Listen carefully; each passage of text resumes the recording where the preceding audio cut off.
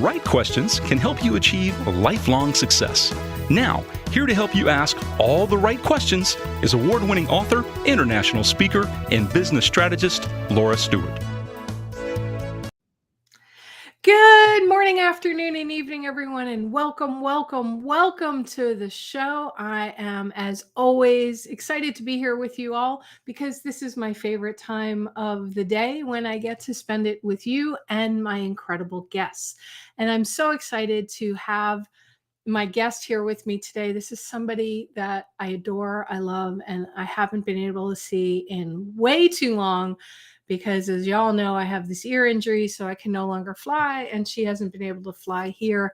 And she lives in the Canary Islands now, which is really exciting for her, not so exciting for all of us who want to physically be in her presence. So we have to take advantage of, for those of you who are watching live on the live stream, that you're actually going to get to see her. If you're listening to this on the podcast, I highly encourage you to also go hit my YouTube channel or any of my other social media, LinkedIn, wherever, and you can get to see the video as well of my dear friend, amazing author, amazing entrepreneur, one of those people that you want to have in your corner all the time. Neta is here today, everybody. Please welcome her to the show. Hey, everybody. So great to see you, Laura. I really miss you.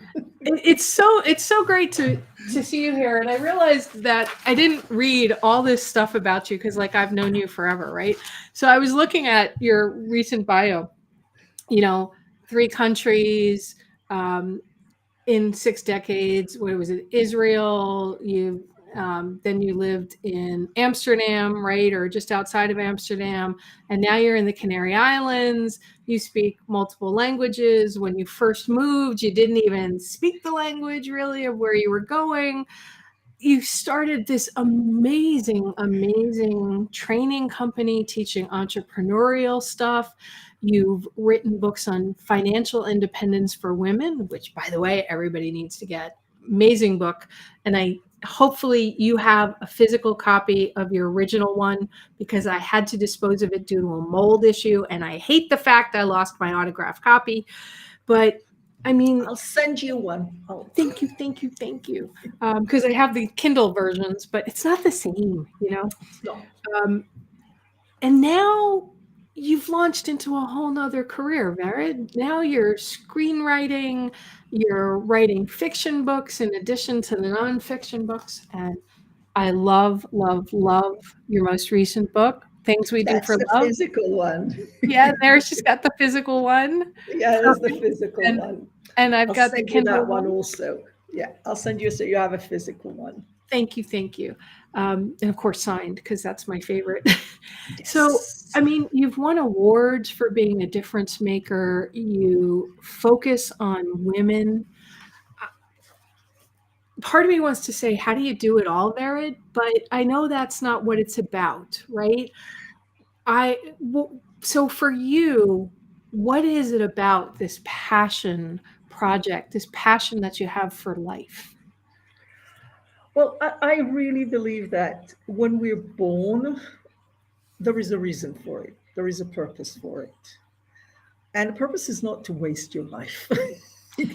It's to discover, how far you can go. And I also believe, personally for me, that it's about making a difference. Now, how big is the difference? It's up to you, what you define a difference, and I will never try to impose on people my views on what makes a difference, whether it's, just raising children and making a difference in their lives, or whether it's in your community, or whether it's in your business, or whether it's worldwide or global wise. It all depends on who you are as a person and what your heart tells you to do. And for me, I never started with an idea of, I want to make a difference in this or in that. I just went along with life and saw what it brings. And I wanted to give as much as I can, because I always believe the more you give, the more you get. And that was for me the main thing, whatever I did, because I mean, I always joke that I had probably 4 past lives in this lifetime, you Oh, wow. know. Yeah, yeah. I mean, I was an archaeologist, and I was teaching in university, and then I was working as a manager in high-tech companies in Israel and in health institutes. And then I turned to be a trainer and a personal coach. And we built that company that you know about. And now I'm like in my fourth kind of life, which is as an author and a script writer. And each and one of them, my thing was that, okay, how do I use my talents or what I'm good at in order to create as much difference as possible, to impact as many people as possible, as much as I can, you know. So that's where my passion comes in. And do I have it every single day? Absolutely not. I mean, I do have days where I'm like, oh, just want to stay back. You know, I don't want to change the world, and it's all about changing the world, because I really think, in a way, even today, the world is okay. But it doesn't need us to change it. But it's what is it that I can bring into the world. That's the main thing for me. I love that phrase. What can I bring into this world? That it for I have goosebumps on that one, Jared, because so often, at least for me, and I've heard this from people I coach and from my listeners, they feel like everything they have to do has to be really, really big. So it stops them from sometimes taking a small step, like holding a door open for somebody Exactly. or complimenting someone's outfit. I happen to be walking into a Target store one day, and this young girl was walking out with, I'm assuming, her mother, and her skirt was just so pretty, right? And I don't know, I was just looking at her and something said to say, I love your skirt. And she lit up. She just massively lit up and stopped. And then her mother started smiling. And she was like, oh, thank you. That means so much that you told me that. But yet, too often, we think that making a difference has to be world changing versus world changing in that moment for one person. I totally agree with you. It's funny, you know, I've been a trainer for nearly 30 years. I mean, I started before anybody knew what personal coaches. I mean, coach was just football coach or basketball Right. coach. There was no what's called today life coach. There was no coaching in that sense, you know. And I was giving trainings for business people about communication. And I still remember that when I started, we used to have like, it was like 3 day training, a communication training for business people. And we had to take them for 2.5 days before we could start even talking to them about vision. Because for vision in those days were just, you know, Martin Luther King had a vision, you know, Right. or Gandhi had a vision. I'm not Martin Luther King. I'm not Gandhi, so I don't have a vision. And today there isn't a company without a vision. You know, it's the ABC of things. You know, it's certain things. And and the same thing, I think, today is happening with a sense of making a difference. People think that it needs to be on a global level, and like you said, and because of it, who am I to do that? And they don't start. But I love, absolutely love the Chinese proverb that says, um, even a 1,000-mile journey begins with the first step. Right. And I believe that this is what we need today. We need the first step. And where it takes you, it's to the second step. And you don't know what's around the corner. So you walk a third step, you know, and that's the difference, you know. And who's to say what makes the difference? You know, I mean, especially these days, you know, I keep saying people think, oh, we need to change the world or whatever it is, I say, don't change the world, just plant a tree. One tree. That's all. That would change the world. You know, you don't have where to plant a tree, then grow something in a pot. Grow vegetables. These tiny things that would make a difference. When 1 billion people would do that, that would make a difference. And that's the way I see it. It's not about those big. Of course, big would change something and everything. But if we'll wait for that, it won't help. And big doesn't happen overnight either. Big happens with small steps that build and build and build.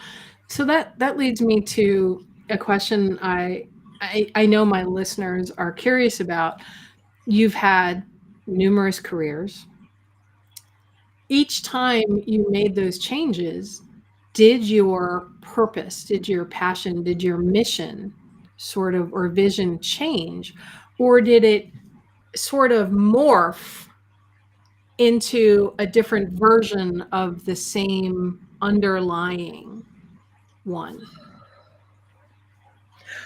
I can't recall the previous times because I told you I was nearly for 30 years a trainer. So, I mean, I know why I became trainer because I was working then as in the biggest hospital in Israel as a manager. And I was a workaholic. I think I worked like 23 hours. I had a bed in the hospital, sleeping there. That's basically it. That's how many hours I worked. So don't remember that transition then. I was 28, 29. So I can't recall that.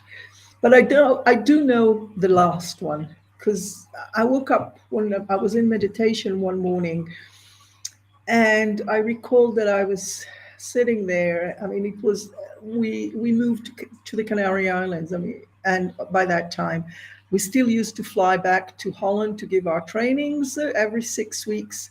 And I noticed that every time I had to go on the plane for the 2 weeks or 3 weeks in Holland to give the trainings there, I became sick. And I'm never sick.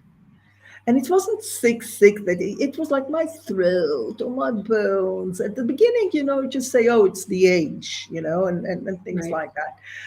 But when it became kind of repetitive, I was sitting in my meditation and I was looking, why is this happening to me? And then I realized that for nearly 30 years, I'm doing the same thing. I'm a trainer, or a personal coach, or a mentor. I was also running the company, and we had at that time 48 people, employees, and so on. But I was looking at it, and I was saying, one of the sentences that I always tell people is, you either grow or die. Every organism on this planet, they either grow or start decaying, meaning dying. And I noticed that in the last 3-4 years, I wasn't growing. I was doing the same thing. So yes, maybe I was giving different trainings and maybe I was doing new trainings, but it was the same. And I realized I maximized what I can do in that area. Tomorrow you tell me to give a training about fixing bikes. I don't know anything, but I could do that because I'm good in presentation, and I'm good in being on stage, and I'm good in creating a curriculum that people could follow and get excited and teach them that. So, but I wasn't being challenged. I didn't stretch myself, I wasn't in a way growing in that sense. And I stood up from that meditation. I came to my partner and I said to him, it's the last year. We're going to finish this year, and I'm going to stop being a trainer. And he goes, no, what would you do? And I said, I don't know. I don't know yet, but I knew that I had to stop it. I didn't say, okay, I'm moving to something new. I needed to stop first before discovering what's my next step. Okay. And then I had a few months to look, okay, all right, so I'm not doing it. What is something that would still challenge me, that I'm interested in and that would challenge me? And I looked and I realized if there was one area in my life that um, could challenge me was writing. I'm dyslexic, heavily dyslexic. I can't write anymore in Hebrew, which is my mother's tongue, because I think in English, but I'm a non-native English speaker. So my English is good for expressions, but to write it, and being dyslexic is not in it. Also, I noticed that I had so many non-supportive beliefs about writing because I was told from an early age that I'm not good in writing, that I shouldn't write, that I should be more presenting things. So I had all You the. see the look on my face of like, oh my God, she's an amazing writer. I've always loved everything I've ever, even an email that you've sent, I've loved. But yet, to the outside world, you always seem so supremely confident that you have it all together, that your writing's perfect. So to hear for my listeners that you have those doubts, Oh, that's huge. Thank you for sharing that. oh my God, I have I mean, really, it's on top of that, I had for many, many years the belief that I'm not creative. Okay, so I worked on that because I realized with the years, with the personal development courses that I've done and I've been giving and everything, Right. that of course I'm creative, that all human beings are creative. It's our nature. I mean, I used to say birds fly, fish swim, human create. It's our nature. It's not that I'm not creative, but underneath all that there was, yeah, but I'm not really creative in the art kind of things. So writing was a big challenge for me, and I said, again, to my partner, to Jonathan, my partner, that, you know what, if there is one area that could challenge me, will spread and definitely take me out of my comfort zone, is writing. And And he not just says, writing, you went into screenwriting. exactly. But then I said, but I can't write the whole book. I mean, a book is like 300 pages. I mean, I'm not able to do that. So, and I love movies. I am a movie buff. Really, I'm hooked. If it was up to me, I would sit the whole day and watch movies you know so I said, but I don't get to see as many movies that I like. I don't It's really hard for me to find movies that I like that has a message. That, I mean, today I know every movie has a message, but those that inspire me, that Right. excites me, that The message you makes want. me, yeah, that makes me want to think, or and gets me emotional and so on. So I said, I want to write these movies, the movies that I want to see. So then I had to go and learn what is script writing, what is writing. It's a whole craft, and then I discovered that I chose the hardest profession ever, Yeah. ever, because when you're a writer, especially when you're a script writer, nothing is in your hands. It's not in your control whatsoever. Not only that, you are subjected constantly for feedback and feedback and feedback, and it's never going to end until you say enough. That's it. Until So it would have to develop your ability to receive feedbacks and choose what to take and what not to take. You have to take into consideration rejections. You have to take in consideration that people will take your work and would want, if you want to see it really published, would want to take a direction that you don't want it or you don't think is right, and you need to know where is the limits of what you're willing to do for it and what not. So it taught me so much in the process, which was much, much more than what I thought at the beginning. Because in the beginning, I only thought, okay, I need to master my fears of writing, or my inability to express myself as good as I express myself presenting on a page. I mean, I still remember I have this teacher's voice in my head that says to me, half of what you know stays in the pencil and not on the page. That's a great metaphor and So, analogy. so I had to really push myself. And even today, when I have to sit and write, sometimes it's like I have to squeeze myself in order to complete what I know that I have in my head in order to bring it into life on the page. So, and then when I looked at, okay, what am I going to write on, or what are the topics, I suddenly realized that it's going to be the same things as I did when I was on stage, because when I was on stage, I wanted to inspire people to go for their dreams, get people to fulfill their potential, get people to dare and do and really extreme stuff. Why not do it in a page, in a book? I might reach much more people than being on stage that way. Right. So Okay. so that was the thing. I think I answered the question. You did. And that leads me to, your current book, Yeah. which is a fiction book, Yeah. not a screenplay. Things We Do for Love, Happy Families Are Not All Alike. And it's, in a way, when I read it, I was reading a movie, right? Because I could see the characters, I could see the settings, I could feel the emotions. I could almost hear a soundtrack in the background as I'm reading the book. And that to me means a book is an exceptional book. When you put it down and you leave the room for some reason, you come back and you expect your TV to be on or something because it's so visual in your whole being, what you wrote. What made you shift from that to writing this fiction book that I know it's fiction, but you've also said that, because I know you, right? There's a lot of family stuff in there. And most exceptional writers bring elements from their life or experiences they've experienced into it.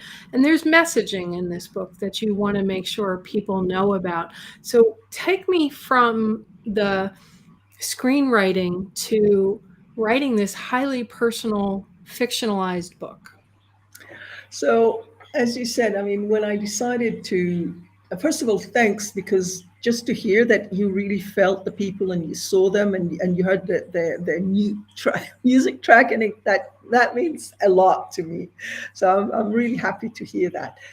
The story I had in my head when I decided, because I knew immediately that's the first story that I want to write, because at that time, um, my father had a stroke, and me and my two sisters had to take care of him and my mother that was suffering from Alzheimer. So we had to start taking care of them. And the process brought us so much together that and my sister were so amazing that I felt that this is a story that is so universal today. I really wanted people to hear what it's all about. So I wrote it first as a script, and then as a script, in order for it to be produced, you have to pitch it. Now, pitching, I know I'm very good at pitching. So I pitched it for nearly a year and a half, endlessly, and the feedback was fantastic. They read the script, they loved the script and everything, but it wasn't the right time for them. They were looking for something else. They don't have the budget, all these kinds of reasons that are not in your hands. That's why I'm saying that script writing is one of those ungrateful professions that if you want to break into it, it's tough because nothing is really in your hands. It's not in your control. Okay. Okay. If you want to produce it. So after a year and a half of trying to pitch it and to get it somewhere, and I improved it. I mean, I would get some feedbacks and I would improve the script, but basically everybody told me it's a good script, it's a good story. So then my mentor said to me, listen, why don't you turn it into a book? Because if you have a book and it sells, then you have an IP. And then because the show business and the movie making is a very expensive business, they're afraid to invest in something that might not be liked, might not go well. Exactly. It makes sense. But if they have a book that is already being sold, which means there is an audience for it, you have an advantage on any other things after that. So I turned it into a book because, you see, the book deals with it's a family saga, but for me, the main thing that was really important was to help those people that were like in my position of taking care of elderly parents, and especially with Alzheimer and dementia. I mean, dementia and Alzheimer are a devastating disease, and They're and they horrific. and they can break families, and it's really tough to see a loved one or even somebody that you don't want, but to see them going through it. However, from the process at least that we went through, I discovered that if you look at it a bit differently, it could create such an incredible tight bonding in the families that it's worthwhile focusing on that than on the devastation of the disease. Because I mean, the disease strips the person of their personality and their memories, and they slowly or sometimes quickly go into this black hole where they're just a shell of who they were once. I mean, I can see my mother. I mean, we've been taking care of her now nearly for 15 years. I mean, she doesn't speak nowadays. She can move a bit, but mostly she's in a wheelchair and everything. So and she used to be a powerhouse, and she was huge in talking, and she doesn't speak today. And but what happens is that it strips it from the personality, and then what's left is the essence of a human being. And that essence is so pure and so beautiful that it's impossible not to love and not to fall in love with that person. And especially when relationships are not good, when you're willing to look at it, it just shows you that it's the personality that maybe stood in your way of your love flowing to that person. And when that is taken away, it's a joy to see it. It's so beautiful. It's so fragile. It's so vulnerable. It's so incredibly beautiful that it's great. Yeah. As So long as you're able to shift the way you're looking and reacting to the person, exactly. because too often you focus on, I've lost that person, or I don't want to take care of this person because I had a horrible relationship with them. And now why should I have to take care of them because they were not nice to me, but now their personality's changed? Or this was always a really sweet person and now all they do is scream and yell.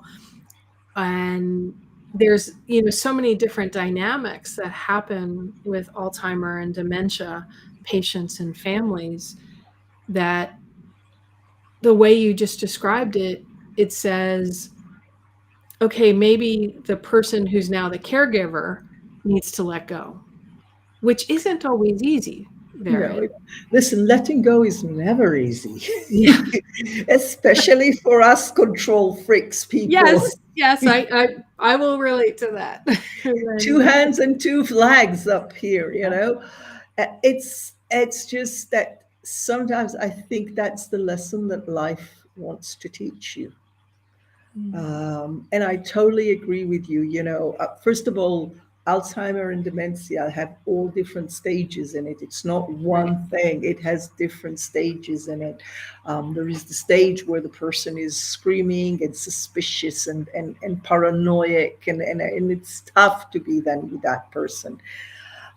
So I totally agree with that, but that's the reason why I wanted to write that book. If I could reach those people, and today we know that there are about, I think, 53 million people suffering from dementia and Alzheimer in the world.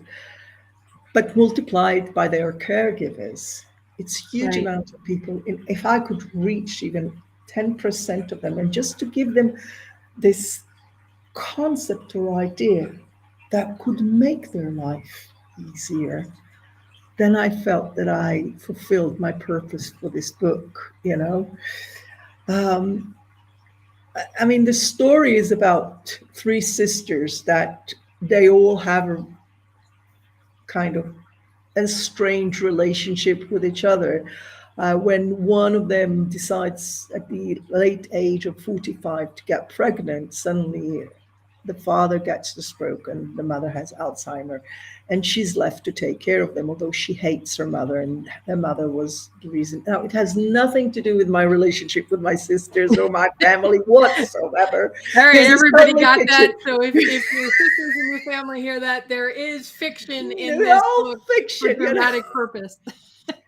But the point is that the reason I added it was because I wanted to speak about also motherhood and what is being a mother, and how does motherhood comes, and how challenging motherhood can be, and the concepts that we have about motherhood and what we see. So I've put in a lot of issues into the book together with the Alzheimer, because I think that the Alzheimer is a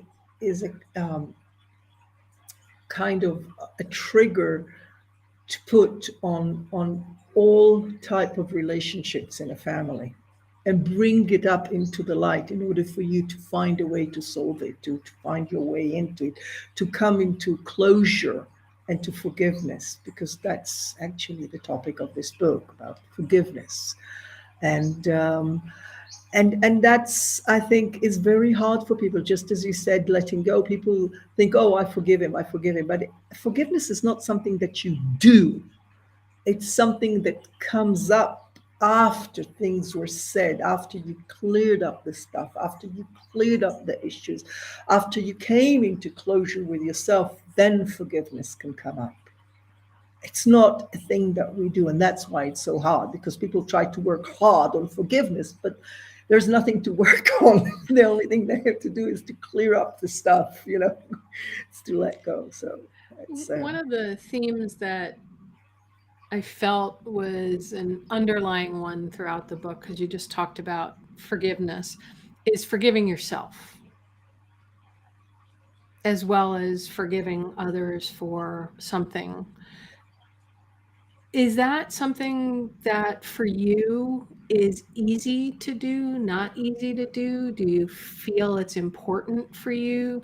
I know for me, I have one of my friends who's constantly like, Laura, you just have to forgive yourself. Just let it go.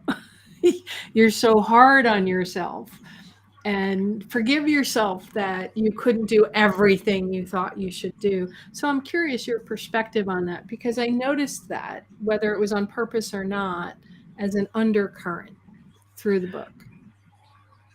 I think one of the reasons I didn't tackle the issue of forgiving yourself directly in the book is because I know how hard it is. I mean, especially for women my age, our age, you know, in our 60s, we grew up thinking that we need to be super women. And if not superwoman, then, you know, you can do everything. You know, we grew up on you can do everything, which meant underline, you should do everything. You should be everything, you And know. do it perfectly. And of course, oh, wait. Of course you need to With be perfect. grace. With And grace feminism. and pose and not, but you know, I just saw Barbie, the movie, and I think the best part is the monologue of America Ferrera, where she says to Barbie, it's so hard to be a woman. It's so contradicting to be a woman. You have to be this and that and this and that, but you shouldn't be. It's a fantastic monologue, and I think that we all we grew up thinking that we should do all of that, and then we're hard on ourselves when we don't do that. And then we are even hard on ourselves because we are not able to let go. And then we are hard on ourselves, but we don't forgive ourselves. And we should forgive ourselves, but we don't forgive ourselves. We should hard on ourselves. Have to be. And it's exhausting, isn't it? It's exhausting. So I think, I mean, I keep hearing this sentence that a teacher of mine used to say. I mean, he's long, long gone, moved on already in 2001. He was one of the first ones in the personal development movement. You know, he was part of Abraham Maslow first group of human potential, you know, this kind of a pioneer thing. Right. And he said, what we don't realize as human beings is we're just in the oven. We're still in the oven, meaning we're not yet done. It's true. We're still baking. And we're still baking. The cake is not ready yet. So that's what I feel about, you know, when I start being hard on myself and I need to forgive myself, but I don't always forgive myself and everything. And I still remind myself, okay, it's a work in progress. You know, so one day I'm relaxed with it, the other I'm hard on it. It's okay. It's one day more than it was before, you know. Um, I I just think that we complicate our life because we tend to complicate it because it makes us feel capable or important. Mm. And when you get to a certain age, you realize that it's not about being important or smart or you know achieving so many things.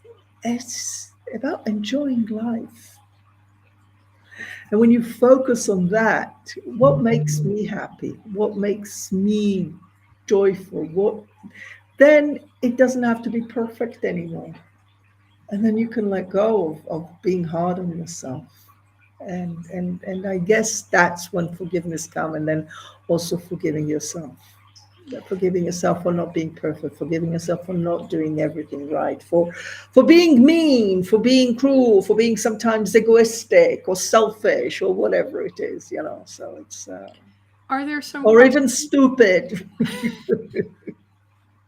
Oh, I had one of those the other day. Definitely had one of those the other day. Are there some questions that have been a theme throughout your life that seem to help you when you're making changes or when you're feeling stuck or when you feel that fear is all consuming or that you're just not sure what a next step is? Are there some questions that you found are themes through your life that help you? It's funny that you say that. I mean, I'm a more physical person, meaning I feel more, I'm a very kinesthetic person. Okay. So it's just, I feel something I need to do in my body, and then I move, and then I say, okay, why did I do this? What was it? What's the purpose? So my process is a bit different. It's not that I first think of a question and then I move towards it. I first move with something, something pushes me inside of me. But in 2017, that's when I started writing this book, or the script, let's put it this way. My father passed away. And since then, I think there is a question that when I'm at a crossroad or when I'm doubting things, I ask, we call it WWDD, which is what would dad do? Um, he Mm. was an amazing man. I mean, uh, we didn't share always the same worldview whatsoever, but he was from the old generation, and I think their values were right. They were disciplined. They had values that were good values. I think about community, about families, about what's right and wrong. And again, I wouldn't. I mean, my father was as far as possible. He was an historian, and he was as far as possible from spiritual stuff or personal development. But I asked myself, what would dad do? And not that I would follow exactly, but that kind of thought of another option to what I see, you know? The other question that I sometimes ask myself is, would that bring pleasure to me?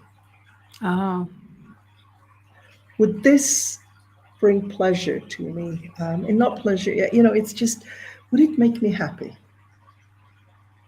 And especially today where, my daughter is all grown up, we don't have the companies, and it's basically me, myself, and I. Of course, I have a partner and everything, but is that something that would bring joy into my? I think the word is more joy that I'm looking for. Would it bring joy into my life? And that's for me a question that leads me into a lot of different direction of decisions that I take. Would it bring joy? too often we make choices that don't bring us joy at some point in time. And that's not saying that everything we do has to bring us joy, because sometimes, you just have to do certain things to get them done. But you can pay a bill that's overdue and still say, well, this brings me joy because it means my power will come on. And that now today I have money in my account to actually pay that bill. So it's a I think it's a mindset shift of what does joy mean to you almost. exactly. I think I wrote "Happy families are not all alike" because it's a paraphrase of Tolstoy. Tolstoy, the first sentence of Anna Karenina, he writes, "All happy families are alike. All tragic families, each one is different in its own way." And I always thought that makes sounds happy families as boring families, and it's not true. And all happy families are not alike because each one has a different definition of what is happiness. And the same thing is with joy. It's how you define joy. How do you find happiness? And for me, happiness or joy was never walking down the street with this big smile on your face. Doesn't have to be. But it's exactly as you said. It's sometimes you find the joy in digging shit. Right. you know I mean, I still remember my mom. I was always an optimistic person, always optimistic. And my mom was a very criticizing person, very judgmental person. I mean, nothing we did was right. I would come back with I got on my exam 99, and she would say, "And what happened to the last point? Where did you lose it?" That would be the first sentence. So very judgmental and everything. But she used to appreciate the fact that I was so optimistic. And she said, "You just like that person in the digging shit. And people are saying, 'What are you doing there?' And he says, 'There must be a pony down there.'" You know, That's great. so I really think that in that sense, it's if you look at things, and even if it's hard, even if it's tough, but you look at, okay, how does it make me a bigger person? You find the joy in that. Mm, I you love know that. it's and that's what joy for me is. It's that you live a life which is meaningful, that has a purpose, that you are aware of what you're doing, that you are aware of yourself, of the people around you, of nature, whatever it is. I mean, I find joy today just simply sitting outside and playing with my dog. That's joy. Or walking up the mountain. That's a joy. And sometimes I can hardly breathe and it's tough and my muscles and my knees are cracking up. But it's a joy because I stretched myself. And that's for me joy. That's the main thing. I love that. Now, taking that idea of finding joy in something, going back to something you said earlier about you were trying to write this script, you pitched it, it ended up becoming this book, Things We Do for Love. That setback of this script is not going anywhere, nobody's doing it, can set somebody back to the point where they can't even move forward. So they're just saying to themselves, forget this. It's never going to work. I'm a failure. I'm no good at anything. So just forget it. and then they go take a job at McDonald's, or they don't do anything and they go into a depression. How did you move your mindset from this setback? Because we're not going to say a failure, it was a setback. It morphed into something different than what you originally envisioned, but somehow you went with how you were being guided. Okay, the doors keep closing on this. Where's the window somewhere that will allow me to get the story out? So how did you find some piece of joy that enabled you, going back to even where we first started the conversation, to take that one step to make a difference? So here's the thing. When I hold this book in my hand, where is it? Here it is. When I hold it in my hand, God, this mirror thing scares me. If you don't do the mirror thing, though, then the words on your book are backwards. And I nobody can know, what you're I all know, about. I know. That's why I'm saying, but You'll get used to it. I'll get to you. It's exactly the answer to your question. Okay. So when I hold it, I really feel this is my baby. Because remember, when I started, I wanted to write, and I said I couldn't write a whole book. That's why I thought script is easier. You know, later on, I discovered the script writing is much, much harder than writing a novel. Because in script writing, you have to think all the time visual. It's all the time in the present. You need to limit everything. You cannot write thoughts, you cannot write feelings. All this needs to be translated in something of action, of doing. It's the hardest type of writing there is. Okay? Okay. But that's my curve of learning, that today I'm able to see that. That I jumped into the deep end of the pool of something that I thought I never knew, because ignorance is a bliss, and I didn't know that I'm going to jump into something that is harder than writing a book. Okay. So I think that for me, one of the biggest kind of energizer every time I would get a rejection and a no and another rejection. And it's also money, because for those pitches you have to pay. So you don't pay a lot, but when you have 20, 30, 40, 50 of them, it adds up. Yes. It adds up. And you get a rejection after rejection after rejection, then, it builds up at a certain point. But then what I realized was that, hey, you jumped into the deep end when you didn't even know how to swim, and you swam. So obviously you have a talent for it. Not only that, I think one of the most important things that in any change that you take, in any place that you're doing something new that you haven't done before, is find a community that would support you. Create a support group for yourself. And I found an incredible support group online. I mean, I found a fantastic mentor and a coach, became a friend of mine. I found a community that is supportive, and really, in that sense, I was lucky, because I somehow fell upon a community, a group that is only about positivity. They won't tear you down. While I saw other groups of writers and script writers where they tearing each other. It's horrendous how they tear each other. While this group is all about supporting and encouraging. I mean, we have this, it's called Monday Mini Win, where people can post. I mean, and it's really, and that's why it's called Mini Win. It's not about I won the Oscar, or somebody commissioned my play or my script, or I have a publication, whatever it is. It's just a mini win. I spoke with a producer, or somebody was interested, these tiny things, those small steps, because when you cheer up the small steps, the person will reach the finish line. And for me, I think that was another big lesson that I learned, is find a community that would support you, build a support system for yourself to do it, because it's a hard work writing.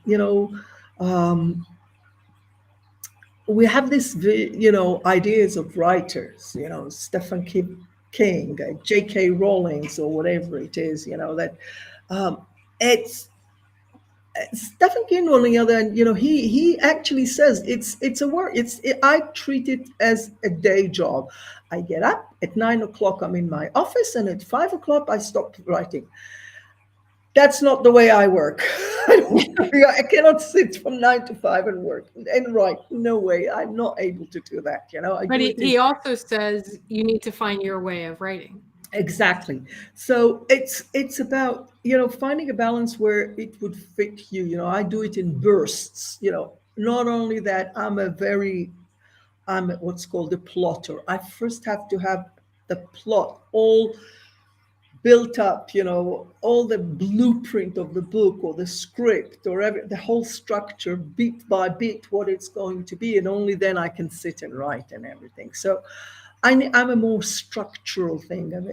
Again, maybe the day that I would let go finally of my non-supportive belief that I'm not creative, maybe I could just be a pantser, do it pantsing by their seat, But I'm not able to do that. I need really first to have everything cleared up, and there is nothing wrong with that, Vered. Okay? No, it's not. I actually today I think that the more you have your plot clear and the structure clear, the better the story will be. I think the only reason that this book or this script was, as you said, that it's so clear for people and they can feel it, is because I worked with my coach and mentor on the plot of it and made it as clear as possible, and allowed it to show up through it, and made it clear what's my concept, what's my idea, who are the characters, who is the main, all that kind of stuff that goes into writing, that you need to have it clear before you sit and write. Now, back to the question, what made me keep on looking for more is that I remembered why I was going into it. My purpose was I wanted to stretch myself. I wanted to learn. I wanted to grow. And each rejection and each no that I got, I was saying to myself, every no you get gets you closer to a yes. And because it's a number thing. And the fact that I'm unknown and nobody knows me, and I'm not in Hollywood or in London or whatever it is, just makes things even harder. But after a year and a half, and I said, I want some kind of a relief for it. And that's why I said, when my mentor suggested write a book, and she gave me the reason behind it, it sounded logical for me. And I said, okay, let's try it that way also, So it's an ongoing thing where the main thing is, what was my purpose? What's my purpose for doing it? And I think it's also a question, it's a question that I ask myself when you ask me what are the questions that you have. For me, what's the purpose of it is a very important question that I have to myself for things that I do. I love what's that. The purpose? Why are you doing it? What's the purpose for it? Bring it all back to that. Adding in, does it bring me joy?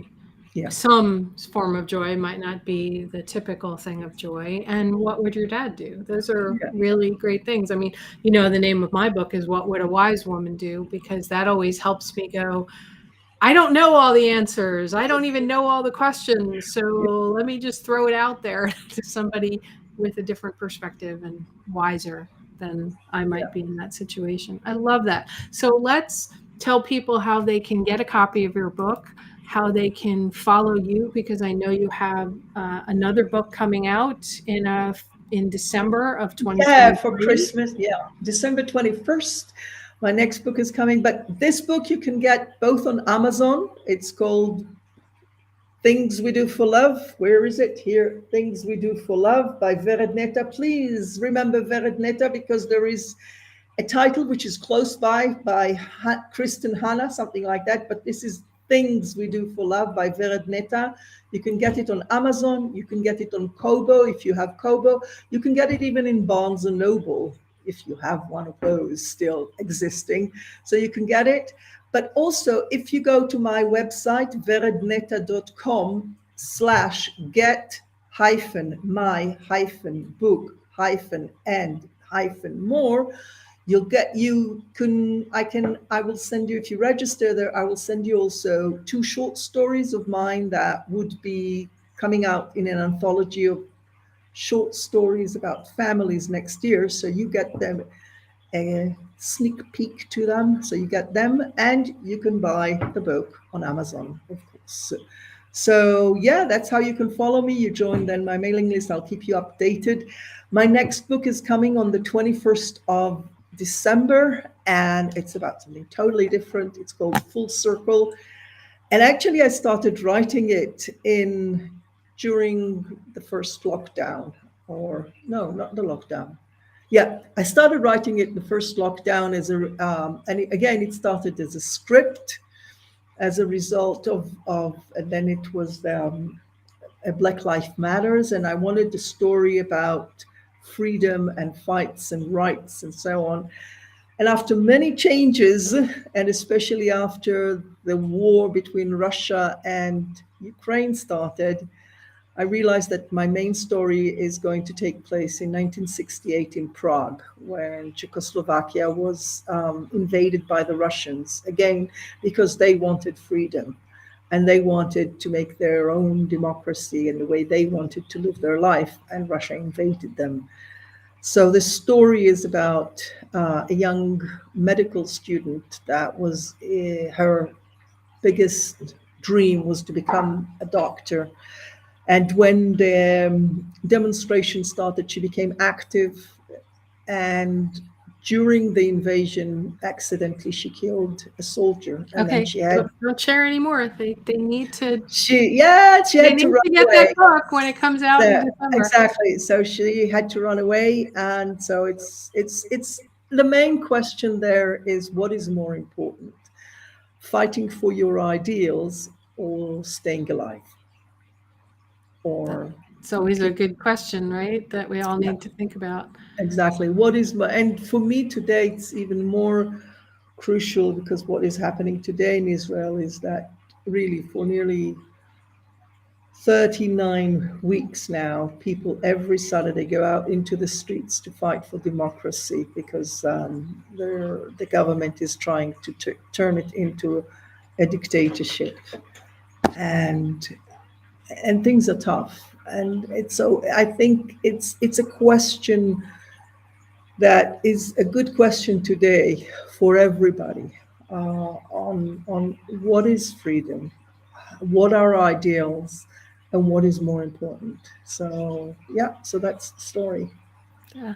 And even your book that we've talked a lot about today, Things We Do for Love, is about freedom in its own way, because people who have Alzheimer's they get freedom in a completely different way. Their past is gone, and they're in a different place where they aren't necessarily free. But I encourage everybody to get your book, Vered, anywhere books are sold, and to sign up on your list. And for those that are listening on podcast or are watching online, I will be posting the link, so you don't have to worry if you didn't write it down or you're concerned about spelling. The link will be there for you to click off of to get over to Vered's site or to pick up a copy of the book. So I will make sure that happens, Vered, because your book is really good, and I think it's important out there. And it's just a wonderful, incredible story. So I hope what happens for you is what happened to the book The Martian, and even 50 Shades of Grey, and so many other books that got self-published that all of a sudden became massive sellers and got picked up and became incredible movies. Although 50 Shades of Grey movie, not so great, but The Martian with Matt Damon, unbelievable movie. Unbelievable. So I hope that happens for you with this book. I hope so too. I really have. And again, thank you so much, Laura. I always love talking to you. I think your questions are so deep, and they reach really to the heart of issues. My wish is really that this book, Things We Do for Love, and I'll hold it up to make it easier for you. that Things We Do for Love You really got it. will reach the hands of those people that having to deal with with taking care of Alzheimer people and bring them some light and some comfort into their challenging lives. I really hope to bring some peace and tranquility to them with that message. I love So, that. Thank you so much for being here with me thank you. today. I'm so Thank you. grateful, and I Thank love you, your book. darling. Thank you, darling. So, everybody, today was a story about moving forward, setbacks, love, passion, finding ways through your fear or the stories you tell yourselves. I would love to know what came up for you. Post on social media, send me an email, laura@laurastewart.com. Let me know, let Vered know what you think about what she had to say today. Because at the end of the day, the right questions can change your life. So, what are you asking today? Have a great day, everyone. You've been listening to It's All About the Questions, starring Laura Stewart. Connect with Laura at it'sallaboutthequestions.com and download a free workbook that will help you ask better questions starting today.